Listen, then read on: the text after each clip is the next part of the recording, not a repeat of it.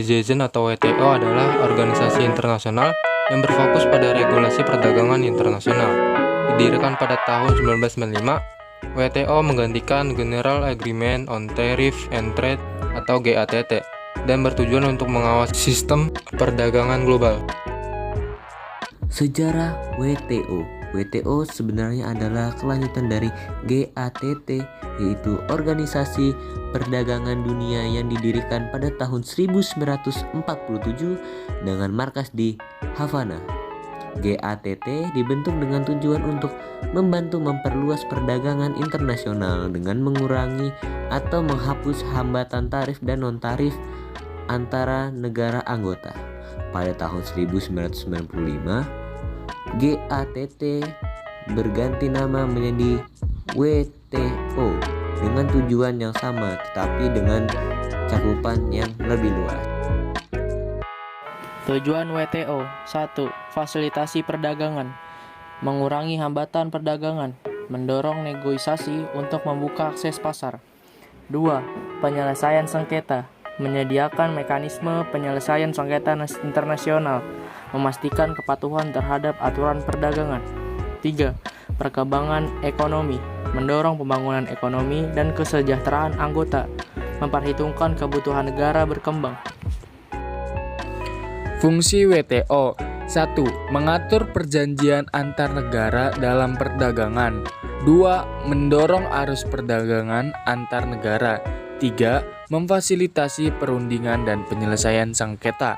4. Monitoring kebijakan perdagangan suatu negara. Tantangan yang dihadapi WTO. WTO juga mendapat kritik atas kebijakan-kebijakannya yang dianggap menguntungkan negara-negara maju dan merugikan negara-negara berkembang.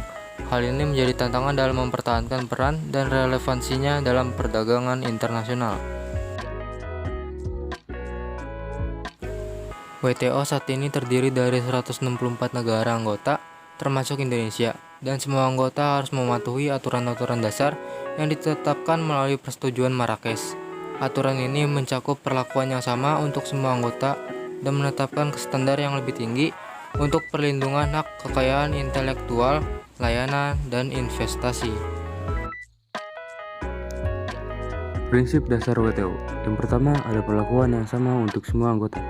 Prinsip ini mengharuskan seluruh negara anggota memberikan perlakuan yang sama kepada negara anggota WTO lainnya tanpa syarat. Yang kedua, pengikatan tarif. Prinsip ini mengharuskan setiap negara anggota GATT atau WTO untuk memiliki daftar produk yang tingkat bea masuk atau tarifnya harus diikat secara hukum. Yang ketiga, perlakuan nasional. Prinsip ini mengharuskan suatu negara tidak melakukan diskriminasi terhadap produk impor dengan produk dalam negeri atau produk yang sama. Yang keempat, ada perlindungan hanya melalui tarif. Prinsip ini mensyaratkan bahwa perlindungan atas industri dalam negeri hanya dapat dilakukan melalui tarif. Yang terakhir, ada perlakuan khusus dan berbeda dengan negara-negara berkembang. Prinsip ini bertujuan untuk memberikan kemudahan bagi negara-negara berkembang anggota WTO untuk memenuhi persyaratan atau persetujuan WTO. Kesimpulannya, dalam perjalanannya, Organisasi Perdagangan Dunia atau WTO telah menyepakati prinsip-prinsip dasar yang menjadi dasar aturan dalam melakukan perdagangan internasional.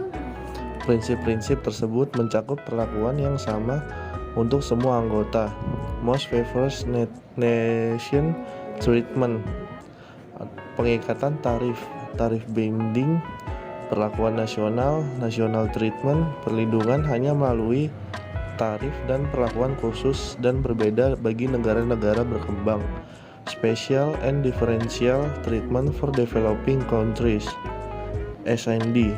Tujuan prinsip-prinsip ini adalah untuk menciptakan perdagangan internasional yang adil, terbuka, dan seimbang serta mempercepat pembangunan yang berkesinambungan, mengurangi kemiskinan, meningkatkan kesejahteraan, dan membangun stabilitas dan perdamaian dunia.